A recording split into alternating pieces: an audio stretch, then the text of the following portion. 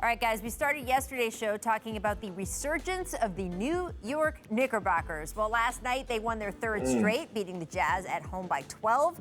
Julius Randle dropping 30 points, grabbing 16 rebounds. And, guys, this is a Tom Thibodeau team, so you know they're going to get it done on the defensive end. Hat tip to our researcher here, Caesar. New York first in defensive field goal percentage, second in defensive efficiency, third in rebounds per game. Perk, how big a deal is it, this 3-game win streak for the New York Knicks?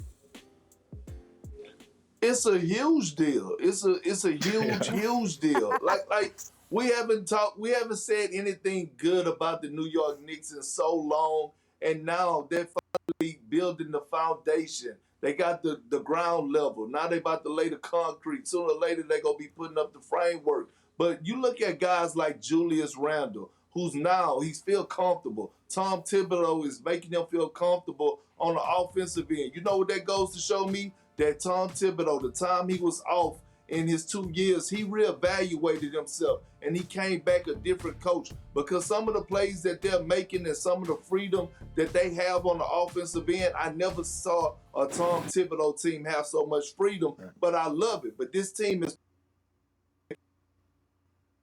night. And Austin Rivers, this guy gets so much hate and discredit because, his dad is Doc Rivers. People forget, Austin Rivers was that dude in high school. He was a great player, in my opinion, at Duke. He went lottery. He was expected to be a super all-star type player. He's showing that right now. 13 in the fourth yesterday to carry the Knicks. Go ahead, Austin, do your thing. Yeah, I agree. This is a huge deal. We haven't talked about the Knicks being relevant, competitive, all of the above. Anything you can think of about the New York Knicks that they have not done, they're changing the narrative. They're playing hard. Like you said, like Perk said, Julius Randle is playing at another level. He's getting triple doubles. He's putting himself in positions where he's near triple double every night, and you just see it's free flowing. Guys are playing hard. I watched them play against the Hawks, and they were down 10, 12 points, but they continue to play hard. They were efficient. You see Julius Randle being more efficient on the offensive end, not turning the ball over, and defensively they're just active and getting at it, getting out in the run, running the ball, and just trying to get as many easy baskets as possible, which is leading to 3 straight wins. So look out for the Knicks. Yeah, I mean, I've said Do they make the playoffs is the question. Ooh, well, it's interesting, especially with the play-in round now at the beginning of this postseason. And I've said it for years, right? What has been so frustrating about the Knicks is not just that they've been losing, and they have been losing. They have had the worst record over the 6-7 seasons coming into this year. It's not that. Teams lose. Teams go through bad periods, and then they get better. It's the way the franchise was run. It was an insult to the fans who were so loyal to it, going through coaches like they were disposable, hiring and firing guys, never really giving some of these guys a chance. 8 coaches in 10 years, the way they treated some of the players, the way they treated some icons of the franchise that fans loved. Charles Oakley, Carmelo Anthony, what they did with Spike Lee.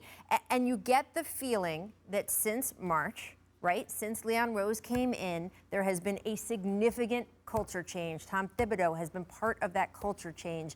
And I just think the NBA is so much better when the Knicks are good. The Knicks are one of the premier teams of this league, and everybody has just been just waiting for this moment to happen.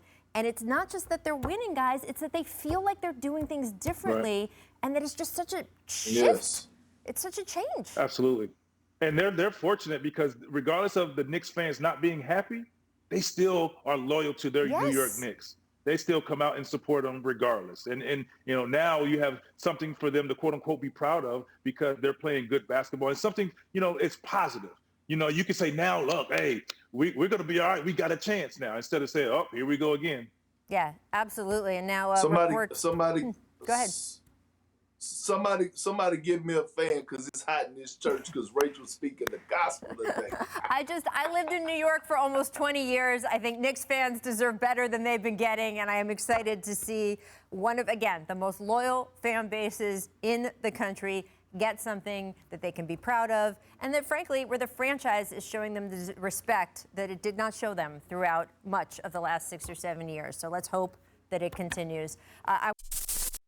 Thanks for watching ESPN on YouTube. For live streaming sports and premium content, subscribe to ESPN+.